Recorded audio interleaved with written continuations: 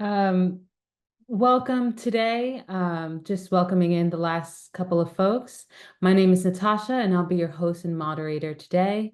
I'm happy to be here as an alumna and community member of Community Music Works, a CYD organization and recipient of the Lewis Prize for Music. The topics we'll discuss today are very near to my heart as I enjoyed the community impacts and youth-centered space as a growing young person. So for today's plan, we have lots of ways to be in dialogue with each other today. We'll get to see some amazing spaces from all around the country, including my hometown of Providence, Rhode Island. We'll ground ourselves by hearing some of the latest research related to safe space for young people. We'll hear from incredible experts in discussion and Q&A. And we know all of you bring a wealth of knowledge with you as well. So we'll also have breakout rooms for conversation and action planning. So in my hometown of Providence, Rhode Island, I've been a part of Community Music Works, shown here on the first slide, for 23 years, and we are very excited to have opened our new building just last month. And we're not alone. Our mission is to create cohesive urban community through music education and performance that transforms the lives of children, families, and musicians. Our model is centered around the teaching, mentoring, program design, and performance activities of our musicians and residents, the Music Works Collective. Community Music Works recently celebrated the opening of its music center. The building is stocked with practice rooms, performance hall, administrative offices, community spaces, and more. Among its notable features is the fact that healthy materials were chosen to prioritize the impact on community members. It was built with cross-laminated timber, CLT, which reduced the CO2 output compared to traditional concrete and steel. Next slide, please. So at the Community Music Works grand opening, or the Music Works Center grand opening, students and teachers gathered to perform several original pieces from local composers commissioned for the occasion. Community members, family, and friends watched from the sidewalks.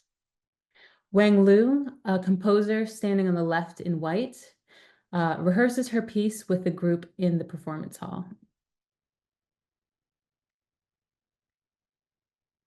And here from left to right, we have Myas, Zeke, and Edwinson, three cellists from the Daily Orchestra program. And they are walking in the grand opening parade playing the drums. These were much easier to walk with than their cellos. They are friends and cousins. Outside of the classroom, they're often seen playing tag in the family cafe. They're always having a good time. The parade set off walking 1 block from the Community Music Works first office space, 2 doors down from the diner in the picture, to the Music Works Center. Students and a teacher lead the way with a sign that says, Community Music Works, say cello to our new building. With plentiful spaces for learning, hanging out, and performing, everyone couldn't be happier to finally have a building that will make their work more efficient and much more impactful. And we are not alone. Here's a video showcasing creative spaces and places all around the country that embrace young people and provide a space for creativity. So let's watch this video now, starting with a behind-the-scenes view of our new building.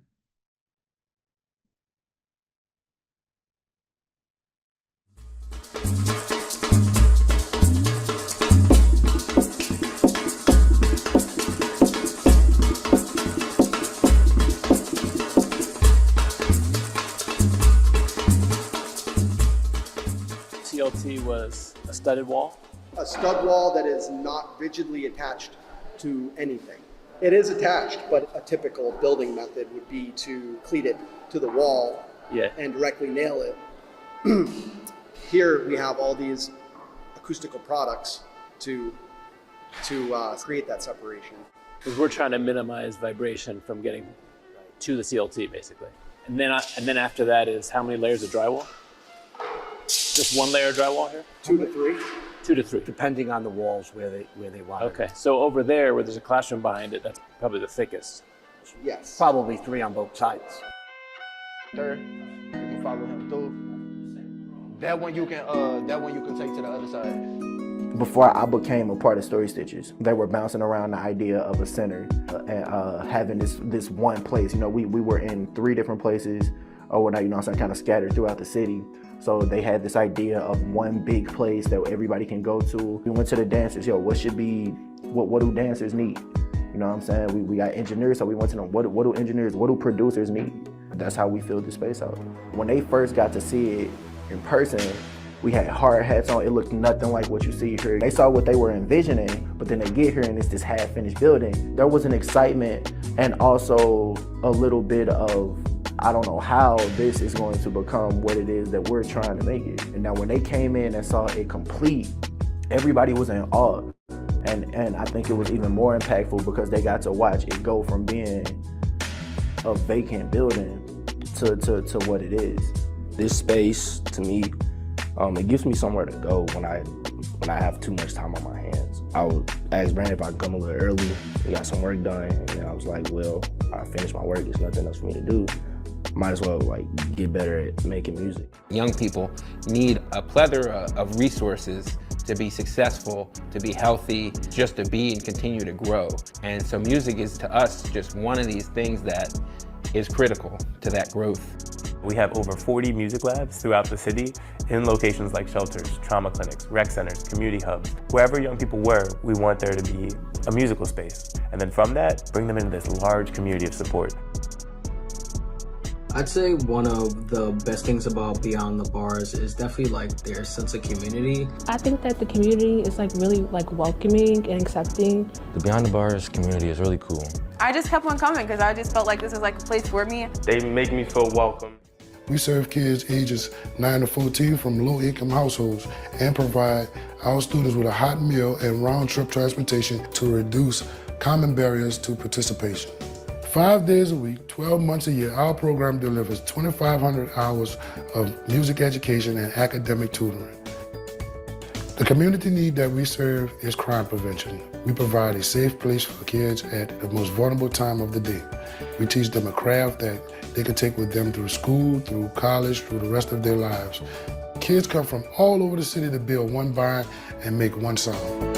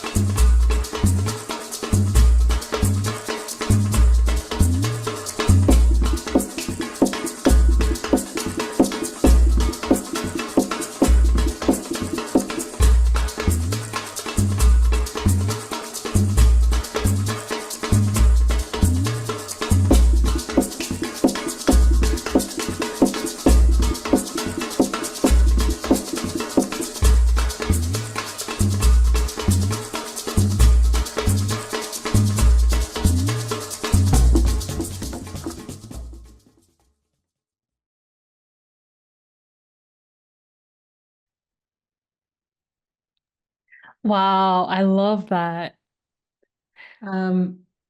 Before we hand it off, I'm thrilled to introduce you to Diana Chow, Executive Director of Letters to Strangers and a leader in mental health. She's going to share some research on the ways her organization has been able to create space for young people all around the world. Thanks for being here, Diana. Thank you, Natasha. I actually lived briefly up in NorCal. I'm from Southern California, but I remember Rice Center very well. So this is so wonderful to see. Next slide, please. Hi, everyone. So I am the Executive Director of Letters to Strangers. And As you may or may not be able to guess from the name, one of our founding principles was based on writing letters to strangers. And this was an anonymous, therapy-informed, theme-led peer discussion group that I created first as a student club at my high school after my own experience with bipolar disorder and not being able to really seek culturally competent support and healthcare, especially with financial and language barriers within my family. So over the years, as some things that started to help me heal, writing letters to strangers, started to resonate with more and more people around the country and the world, we really started to try to understand, how does this work? Why does it work? And does it work in any other setting? And you'll see here just a few headlines of articles, scientific journal, peer-reviewed journals, articles that look at how writing as a tool has been used to create a sense of psychological safety, to create that community space for youths that are oftentimes in very difficult situations. So first, broadly, we've seen with the pandemic, everyone really is starting to look towards the arts, such as poetry, etc., for healing. But more specifically, the demographic I'm particularly interested in are young people. And we've seen young people in especially underserved communities not usually getting access to trauma-informed care that recognizes their autonomy, their creativity, and their potential for growth. And that's where groups that have done studies, such as with HIV-positive adolescents, which is the second article headline there, or, oh, sorry, that's the third one, or the second one, which is talking about children and adolescents who are in child welfare and the juvenile justice system. These folks have a lot of unique circumstances that then these interventions went in with a creative writing outlet and peer support group for, and found a tremendous and significant improvement in the students and young people's resilience and their communication skills. And so from our own perspective at Letters to Strangers, one of our team leaders at Columbia University's branch of our organization said that writing letters to strangers requires putting oneself in another's shoes, which can deepen understanding and compassion for others' experiences and struggles. Working with L2S, which is the Letters to Strangers shorthand, highlights the strength found in community, whether it's support from fellow volunteers, the wider organization, or the recipient of letters. It shows how collective efforts can amplify impact and provide mutual support, especially at a time when so many young people are mostly finding connection online and maybe lacking a little bit of that physical ability to just open up. Next. And so in addition to our letter writing, we've done a few other things. So our second pillar of work is our education. And we wrote the world's first Youth for Youth mental health guidebook entirely by 14 to 21-year-olds from over 50 countries with about 1,000 scientific citations, medical professionals reviewed, 2 years of interviews, and completely for free to download on our website. Next. And what we did was that with one of our partner organizations, we ended up doing a study to evaluate the before and after of the middle schoolers who went through a curriculum program taught in accordance with that guidebook that you just saw. And we just got the study results back, which is really exciting. So we'll be publishing those soon. But we saw significant improvements in all social emotional learning dimensions with very high probabilities and significance. And in addition to that, the third pillar of what we do is with advocacy. And so with our Liberia chapter, for example, we created the first toll-free Pan-African mental health hotline. It's entirely run by volunteers, and we got over 90% of callers rating us a 9 out of 10 or above in just the last year. And because of this huge reception we received, we are actually now officially part of the Liberia national budget starting this year. All of this created by people under the age of 24, run by people under the age of 24, with, of course, medical and clinical supervision and training. And so what does this teach us? It teaches us that around the world, no matter where you are from, who you are, there is, of course, that longing for belonging, longing for truth and expressiveness. And I think this quote from our Ghana chapter really says it best. Creating safe spaces for people to talk about their mental health is not enough if there is not an enabling environment for a brave space as well. So together, we made our contribution towards a safer and more resilient world. And I really, really love the emphasis on this being a brave space, because for it to really be a space where people can truly come in and let themselves grow and learn and be vulnerable, they have to feel like it's okay to both fail and feel. And that's where it being a brave space really comes in handy and really matters. And that's the type of space we try to curate and create at Letters to Strangers. That's it from me. Oh, thank you, Diana.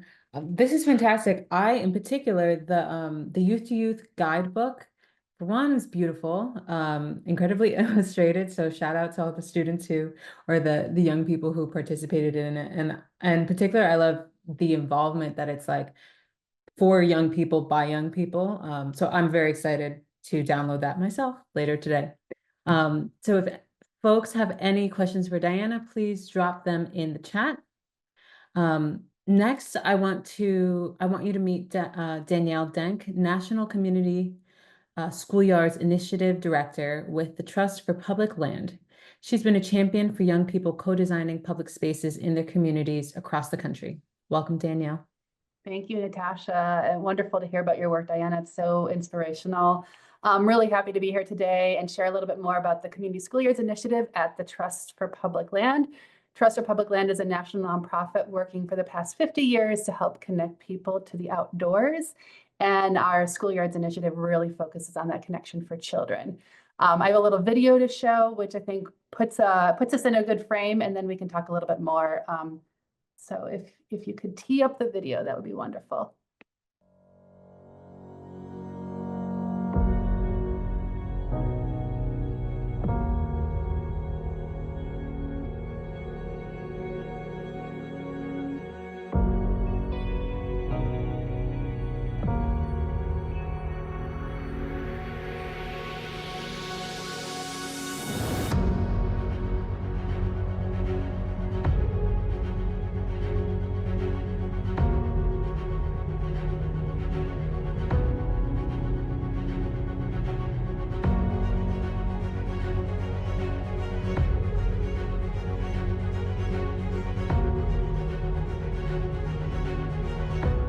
From an equity standpoint, for students who may not have that sense of tranquility in their own neighborhoods, we especially want to make sure that our schools have living schoolyards, that there's green spaces, we have places for gardening. It's not just a boutique-y sort of thing, but it really is connected to kids being in that space to learn and to be engaged and to feel joyous when they come to school.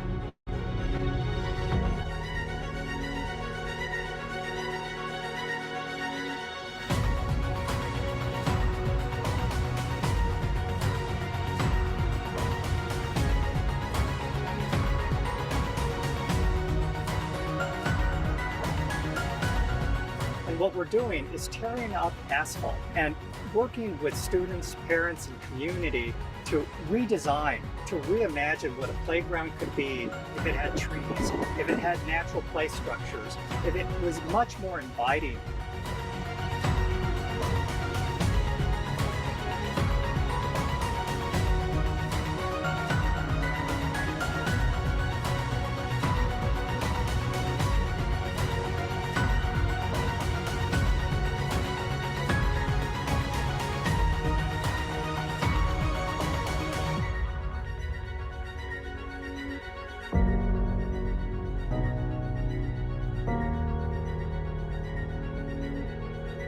Thank you.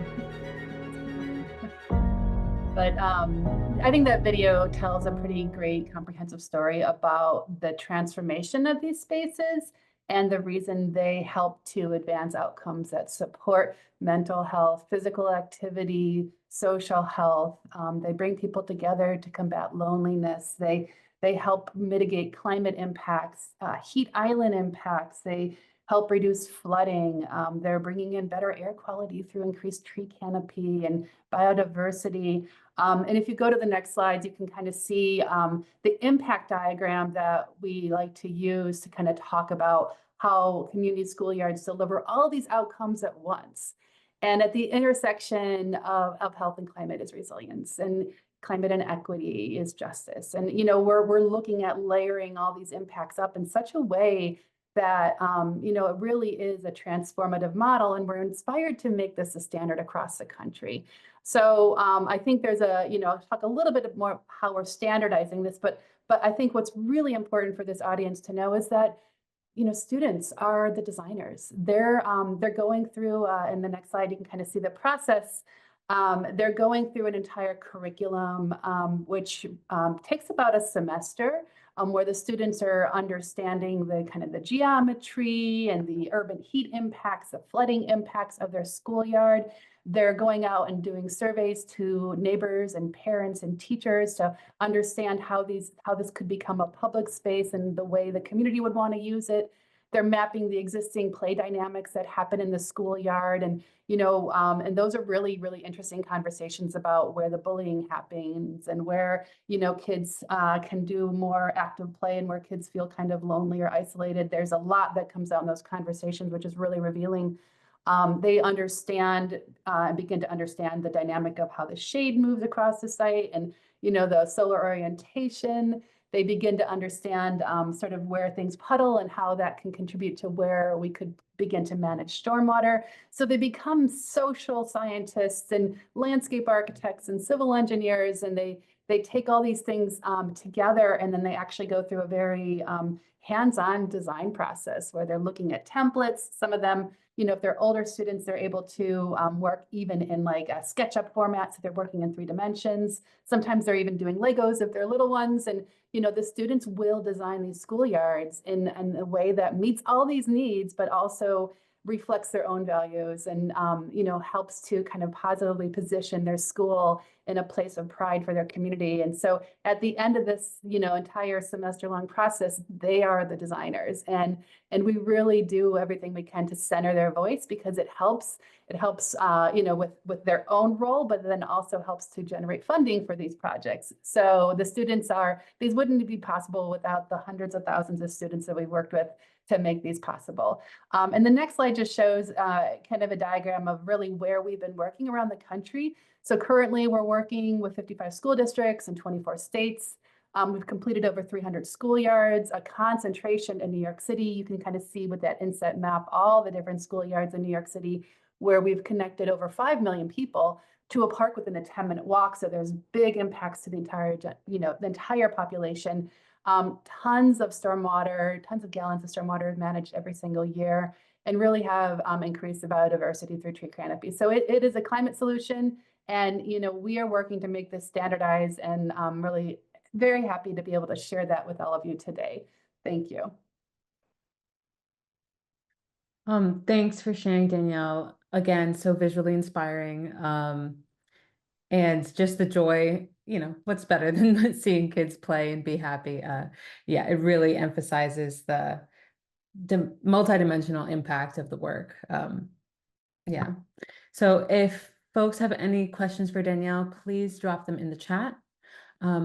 So next, I'm pleased to introduce Felipe Franco, Senior Fellow with the Annie E. Casey Center for Systems Innovation. Felipe has dedicated himself to creating safe spaces for young people navigating justice and child welfare systems. Please welcome Felipe. Hi, everyone. It's amazing to come after all the beautiful pictures and videos, but I don't have any of those. And I'm bringing a different perspective to the conversation about how government sometimes undermines and systems undermines, sometimes not intended, but undermines most of the work that we have been talking about today. When I think about the work that we heard from Diana and writing letters, it's all about connection and empowerment of young people. That's not what we encounter usually in the justice and child welfare system. When you see about the power of music and agency and developing spaces, is very different to what happens in these other systems where we undermine the power of community, sometimes the power of family, by extracting young people from their neighborhoods. And I think we're in a moment where the conversation should be about where do we invest? Should it be in institutions, which I've done most of my career, or it could be in the beautiful places that we just saw before. My work at the foundation is exactly on those terms, hoping that systems begin investing in the right way and in the programs that we are going to be hearing about today. Next slide. So at the foundation, we are particularly focused on children and families. That have always been the focus of the Annie E. Casey Foundation. And for the last 4 years, we have very intentionally begin focusing on what we call Thrive by 25. I think there's a realization in most spaces that you are not an adult by age 18, but that's not translated into the way systems, particularly systems that I care about, such as justice and child welfare, deal with young people who are still in development. And sadly, we tend, particularly when we talk about emerging adults or young adults, we tend to treat them as adults when they are poor, Black, brown, and system involved. And we tend to, again, minimize their access to the kind of opportunities that we just saw earlier today. We at the foundation have developed a framework that was actually similar to the work that we heard before, developed by young people based on what they expect from systems to do. Next slide, so we can show you that. It's called Strength, and we can share this in detail later. But again, young people were loud and clear that they want to be at the center of the ecology of support. They also want to be clear that they don't want to get those support from systems that tend to have an oversight role, such as child welfare, juvenile justice, and justice. And they really want to connect through positive experiences like the ones that we, again, are going to be talking about today. Also essential for them, and particularly they were very loud and clear, and it's kind of a guiding principle of our work now. They wanted to be part of the development of anything that had to do with them and their community and society in general. If we look at the next one, I can go into a little bit more detail. The next slide. And again, these are kind of the elements that we heard from young people.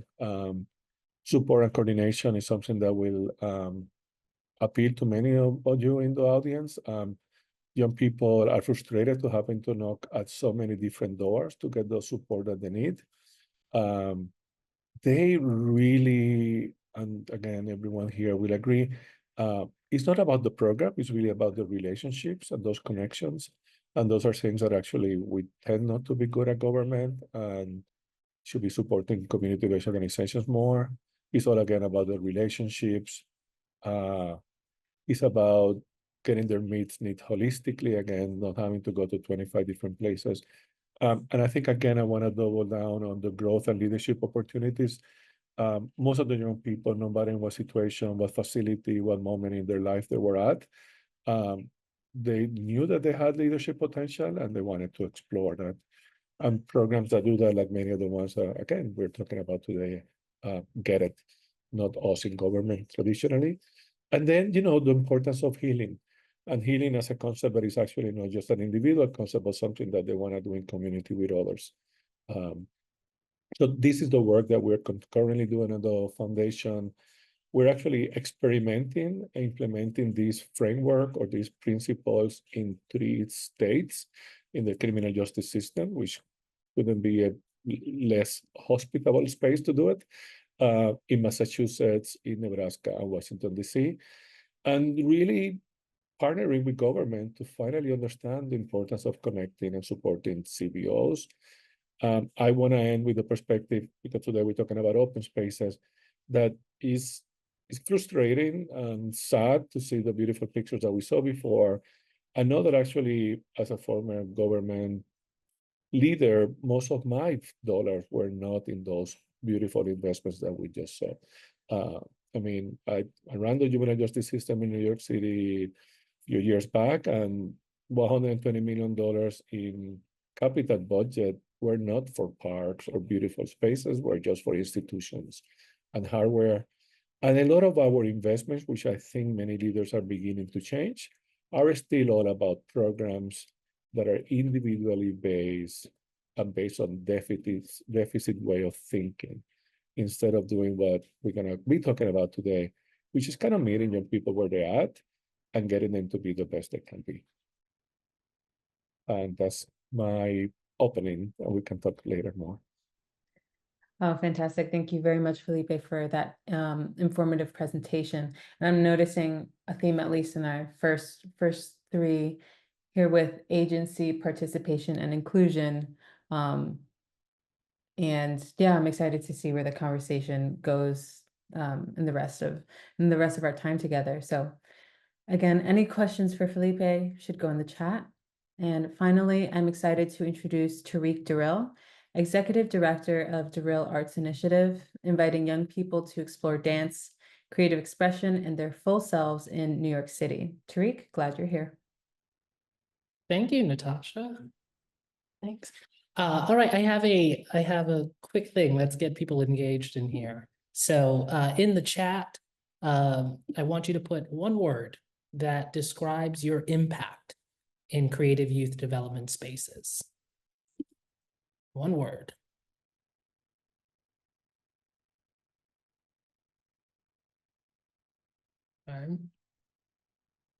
Resources, empower, teaching, hug.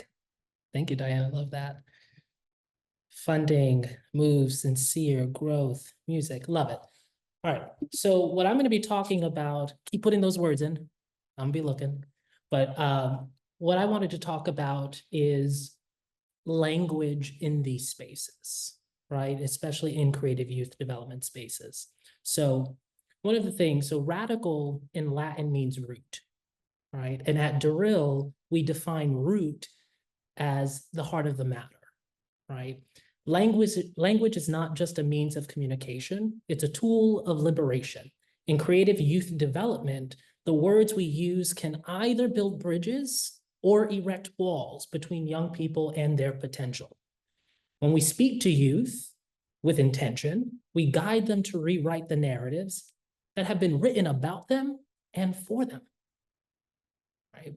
So in creative youth development spaces, language isn't just spoken, it's crafted, right? Every word becomes a brushstroke, every sentence a step in choreography, in a music composition. When we choose our words with care, we're not just communicating, we're shaping the canvas where young voices discover their true power, right? Daring them to create and redefine what's possible. So 7 things at Durrell, about 7, that I would say kind of help us create these intentional creative youth development spaces. 1, having a focus on building radical, brave, and safe spaces, right? And so what we prioritize is radical safety and emotional liberation, right? On both ends, it's not just you can honor a safe space, but we also have to ensure that that person feels brave enough to share the things that they want to share, brave enough that the others want to hear it, right? We have to hold up both. Ensuring that art is a weapon for social disruption, right? At Durrell, the social disruption is led by our young citizen artists, using art as their most powerful weapon, right? If we were to show you, we have a pedagogy, we have a curriculum, but the lesson plan template is created by the YCAs and their artistic coach, right? It gets filled in. So it's like a skeleton lesson plan, right? But the dreaming, the possibility is in collaboration, right? With the people that are the frontline responders in this creative youth development space, okay? We also focus on holistic 2-gen engagement for community uprising. Beyond our youth, we bring families into the revolution, creating a unified force of change, right? I grew up in spaces like this, right? Where I was a working kid and I would go to the art class or to the rehearsal, and guess where my parent was? Outside, right? They weren't allowed to be in the space, right? There was not only was I being pushed to be better, but there was a lot of trauma happening in that space, especially when art becomes professional, right? Which is why I created Durrell. Ensuring that we're igniting radical innovation. At Durrell, innovation isn't just optional, it's necessary, right? We have to be able to, as leaders in this space, as educators in this space, be able to come to the table and say, what we've done in the past may not be working, right? And it is okay to change it. It's okay to shift and adapt and be flexible. confronting systemic barriers head on. We are laser focused at Drill on dismantling inequities that have held back communities of color, right? And no longer using that as an excuse for why we're operating the way we do, okay? The other piece is scaling a creative revolution. We're scaling a movement at Drill. We're not just growing, we're amplifying the radical impact, right? This stuff is hard, right? Especially when we're in unprecedented times and what we're dealing with right now. We have to fill our cup to then fill the young person's cup, right? And we have to be able to do that clear-eyed, right? And recognize that it's about them, not us in that moment. And then we have to get back to telling each other stories, heart to heart, right? We're making assumptions and we're not getting deep. We're not digging into the heart, right? About what's happening and how we feel. So at Drill, we call that a revolution of the heart, right? Raising the audacity to disrupt and emboldening youth to reimagine what's possible for their futures and their communities. At Drill, you will hear us say at Promise Youth, because I reject the notion that these young people are at risk. Okay? You will also, in any class, in any conversation, you will hear us say they are young citizen artists. They are not kids. Right? And so that is where tying this all back, let's go back and reflect in these spaces as adults. How are we using our words? Because language matters. And that is my presentation. Questions, I will put links to videos and things, but I wanted to really just be in space with you all. Fantastic. Thank you, Tariq. Thank you for being here. And yeah, I'm particularly curious about the different phrases you use, like brave space and at Promise Youth. I really love that. So please, if anyone has questions for Tariq, put them in the chat. So now I'd love to invite everyone on our panel to explore some critical questions that can help us all support young people in finding their creative spaces and place in this world. My first question is, what does it take to make these spaces real? Can you talk about public-private partnerships and the funding, as well as community support more broadly, and other important things to consider? And I'd like to start with Danielle, if possible. Yeah, I mean, for the work that we advance, we recognize that the education sector, especially the public education sector, is chronically underfunded. So the kinds of things that should be available to every student are just simply not there. And so, we're finding that this young people that need the most from the public spaces around them are the ones that might have access to asphalt lots and chain link fencing. And so there's a need to make these spaces better, and the education system is just not going to be the source that's sustainable. So we've been partnering in public-private partnerships with school districts around the country to try to harness funding, public funding, private funding, to transform these spaces. But it's also, while TPL is doing this and there's a handful of other nonprofits doing this, it's not enough. It's not enough to make it everywhere. So we're working on legislation right now at the federal level, and then also we're working with 10 different states to shift budget priorities, to adapt different policies so that there can be specific allocations that begin to support the kind of spaces that all students need. But it's intentional work. It's going to take a long time.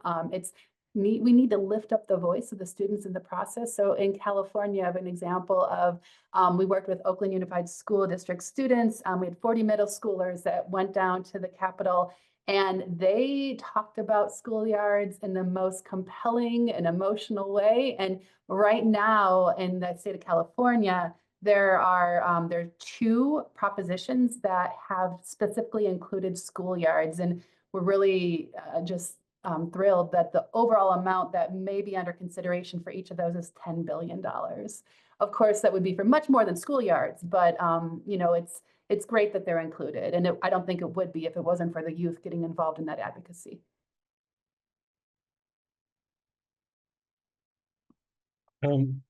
Maybe building on what you're talking about, Danielle, is also about, which I think we saw in the video, about rethinking and reimagining spaces that already exist. One of the places that actually I will commend having done this is actually Harris County, Texas. They were able, like 2 years ago, to close one of their juvenile justice facilities and convert them into a hub for community supports. I will put the link in the chat for others to see it, but it's a beautiful concept of just taking something that used to take away millions of dollars in incarcerating young people, now became an opportunity space. I think there's more and more opportunities to do that. I think part of the challenge that we can talk more about is not just access to funding, but also procurement, and how to make sure that the small CBOs that are really at the community making a difference are able to tap into that government funding. So it's one of the things that I think we should be in the lookout. I mean, too much of the funding goes to the big art institutions, and we know that there's much more than that. And I also want to just add that, like, I appreciate so much even just the examples that have already been shared of how youth voices are being elevated to the forefront. Because I think part of public-private partnership means inherently within this discussion, intergenerational collaboration. And that is so important, especially because one of the things that have been the biggest barriers to us being able to create our chapters, our school clubs, and bring our curriculum to schools is actually, just that tension between what the young people are advocating for and maybe what the administrative bureaucracy or the government standards, et cetera, have concerns about. So as an example, the guidebook that I mentioned, it's almost 500 pages long. It's a thick book. And that's because it's illustrated. And also the first half is talking about like the basics of mental health education, but the second half dives into the intersectionalities of mental health. So how your gender, your race, your religion, these things can affect your mental health. And that we ran into a lot of barriers with when we tried to introduce it to school districts. So to the point where we actually have more countries that we've implemented this curriculum in than states in the US, even though it was originally written with the US healthcare system in mind.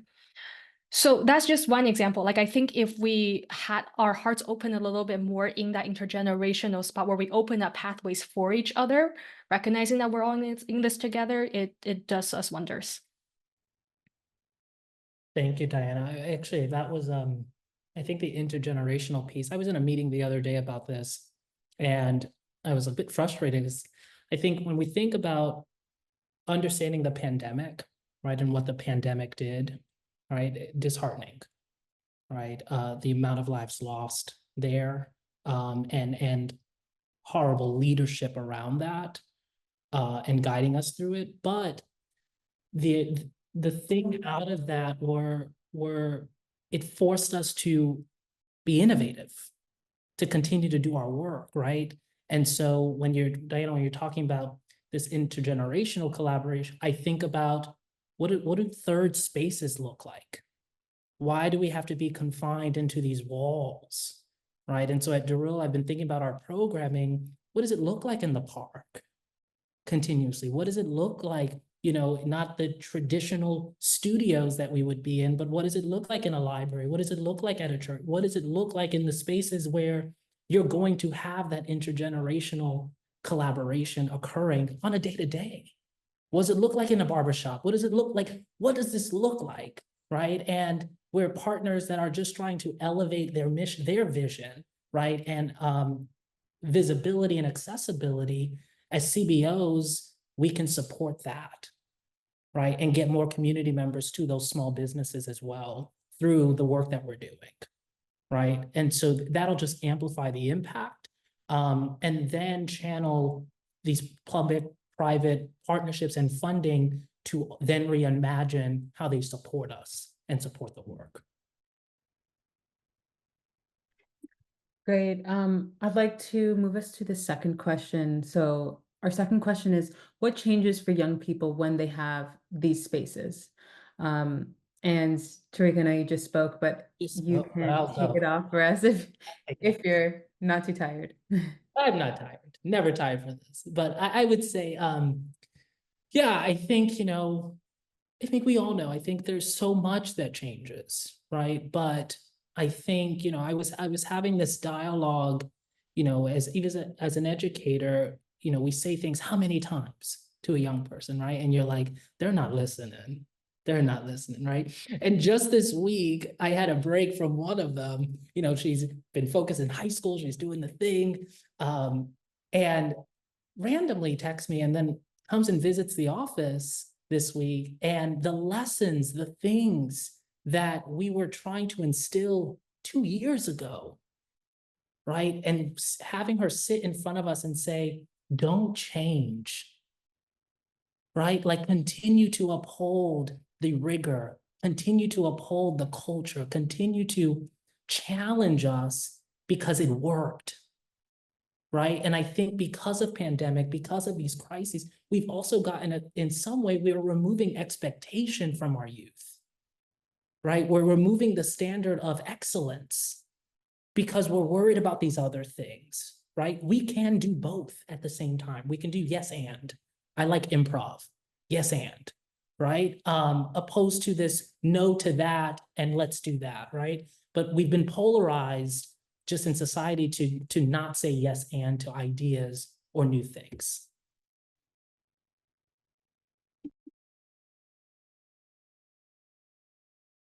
I mean, one thing to also keep in mind is not just the individual impact, which is amazing, but even the impact to communities. I'm thinking a few weeks back, I had the opportunity to visit the Build in Chicago. It's an amazing space in Chicago, all of our arts and mental health, and just like you don't ever want to leave the space. But besides the amazing impact they're having with individual young people, to your point, Eric, they also have understood the importance of being like a hub for the community and for adults and for the elderly. And one of the things that actually, from our perspective, my perspective coming from the justice space, they have become actually a particularly important player in making the neighborhood safer. And in a daily basis, they do things that you don't think about our organizations doing, but I'm sure many of the people in the audience do them.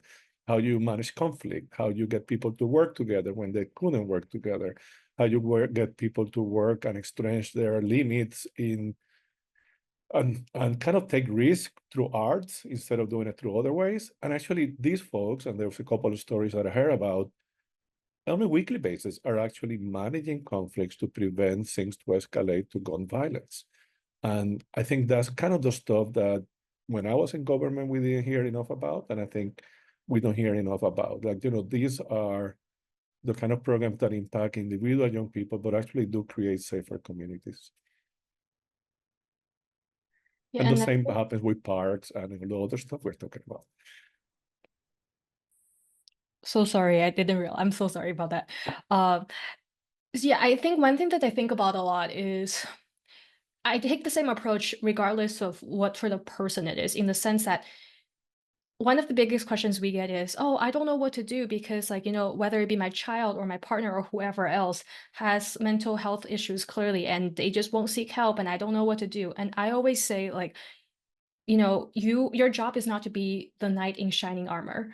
You don't have to go and slay the fire-breathing dragon, and that's a good thing. It relieves you of that burden. Your job, instead, is to walk alongside that person as a partner, as a guidance of sorts, if they would like, but just basically as someone who they know is there with them as they navigate that road they need to walk to where they want to heal. And it's the exact same thing with the youth that we work with. What changes for them is recognizing their autonomy, giving them that license to, like I said before, both fail, F-A-I-L, and feel, F-E-E-L, by writing letters where they can process emotions, and then have that peer discussion afterwards where they start to learn how other people think, and in a way where they can open up while being anonymous so they don't feel like they're going to be judged for it. And we hear so often that it means that then they go back to their homes, they go back to their friend groups, and they can have much deeper conversations because now they've learned how they're actually feeling and can communicate it more clearly.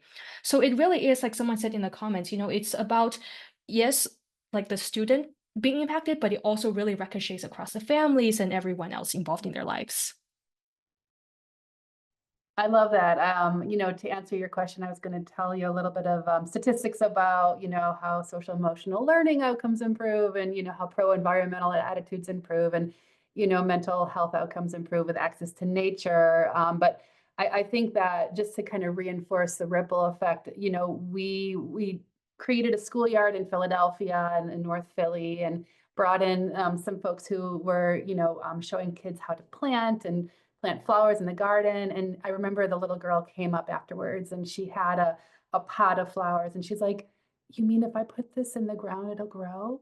And we're like, yeah, we need to water it and care for it too. And she's like, I need to bring some home to my mom and teach her too. And so like that sort of message to the parents, like, hey, we can plant too. We can make our gardens grow. We can spread this love, this nature all around. It's something kids want to do and they want to bring their parents into that. And it's really a beautiful thing if we can plant those seeds and let them sprout where they need to. Thank you for sharing. That was very tender. So here I'm going to start taking some questions from the chat. So the context for this question is, at my organization, we are talking about creating new rituals to replace the often toxic and dominant class-heavy rituals. The question is, how do the stories that you are facilitating compare with the idea of ritual?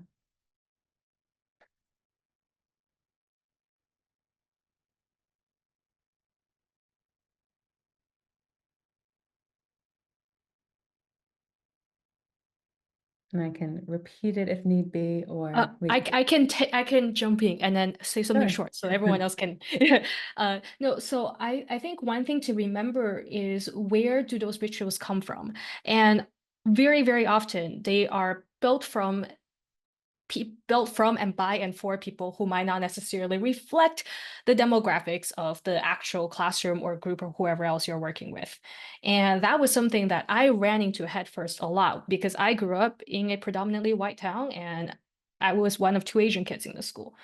So I think when you're talking about new rituals, it's creating something new, yes, but I think it's creating something new intentionally, recognizing first what did work and also what did not work about the old ones. So it's not about uprooting the system just to uproot it, but really having that inviting conversation to both keep the good and recognize the bad of the old one first. Agreed. Drop mic there. Yes.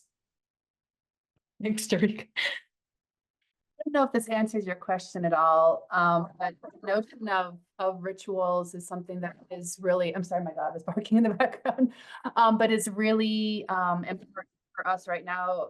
We are honored to be working with the Bureau of Indian Education and with multiple tribal communities out west to work with them to lift up their their cultural connection to the land, which is relational, which is it's part of their truth, their identity.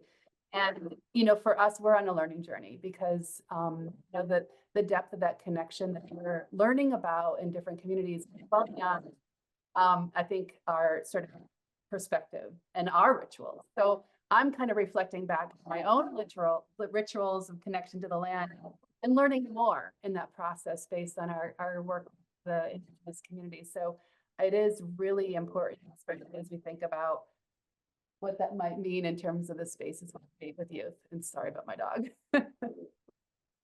No problem. Thank you very much. We're going to take a second question from the chat, and this is a 2-part question. So part 1 is, I'm curious about what the training of educators, faculty, peer members looks like in implementing these new frameworks in youth development, knowing that these facilitators also come from different experiences and backgrounds. And the part 2 is, how are they included in conversations and efforts to continually improve quality of spaces, use of language, and ways with being with students? So again, this is about the educators, faculty, and peer mentors.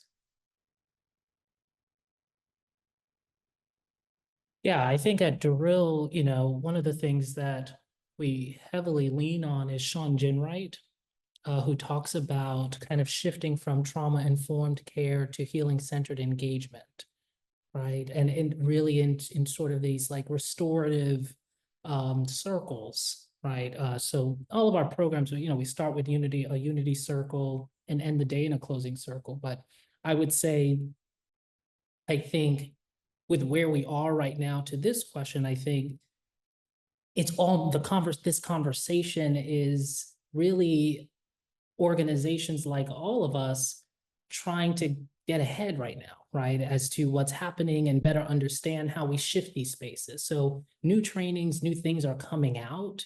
But I think it is important to uphold these conversations within our own spaces, right? And ensure that we are sharing resources because right now it's a bit scattered. Just in trying to find it, trying to how you're going to utilize it. And then you have to then build it for your mission, right? And build it for your community. And I think there's a larger dialogue around diversity and just ensuring that people who look like the communities that we're serving are the ones writing the things, right? Because some of the writings are out of touch, right? Which talks about, in context of Diana's piece around these rituals, where are they coming from, right? Like the writings are coming from places that have different experiences than the actual people we're serving, so. I think kind of related and something that we're seeing a lot of is kind of hopefully is prevalent, or at least in some places it is, kind of an openness to understand that our well-being is not just a mental health issue. And I think kind of Diana, kind of your work is like how can lay people, if you want to use that term, but how is it that people in your community, people in your program could be such an important source of support? And that can be actually grounded in science and support, like you so well did in your work. So I'm seeing more, and it's very promising kind of programs that are kind of including concepts of healing engagement, as you mentioned before, kind of preparing the staff at all levels. I mean, it could be the coach, it could be the workforce development person, it could be the cook. All of them kind of being part of a community that actually has a well-being focus, although they could be in partnership or get guidance from professional mental health. But I think based on where we are, and we have talked about our crisis after the pandemic, I mean, we cannot just professionalize our way out of it. And we need to come together in understanding what things actually make us feel good and connected, which the arts are a big part of it, and spaces.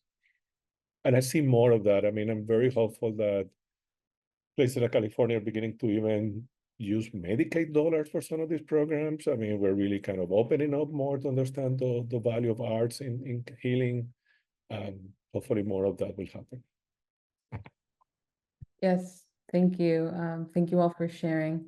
Danielle, did you want to add one last thing? Oh, I just put in the chat that we did, it's really important when you, to make sure that the teachers and the educators feel connected to the new way of learning, taking learning outside. I think language is something that, as you point out, we need to continue to work on. But we did create an online hub and a series of workshops that we run that can help bring those kind of resources to teachers. We just actually worked at the Lenape Center on a Lenape Hawken curriculum, which is really, really exciting. We're rolling it out, and it's pretty rich. There's a lot of stories there, a lot of learning there, and we're excited to be expanding it. So I can follow up with a link to that because I can't find the live link, but there's some great stuff in that resource library I just sent. Fantastic. Thank you, Danielle. So thank you to our panelists for these thoughts.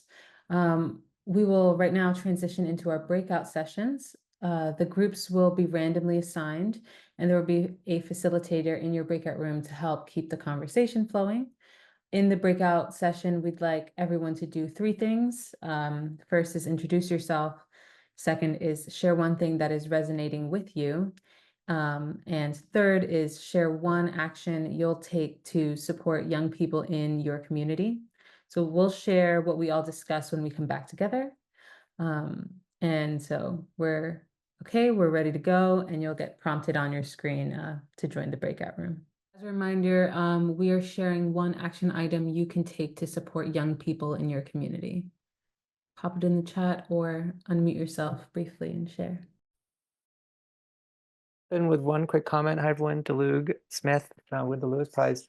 We were hearing from Isabel in Santa Cruz about how for years working with young people, working in the school sites was sufficient, but as they started working with teenagers, teenagers wanted a site of their own, a space of their own in the community that they really got to design and got to have more control over.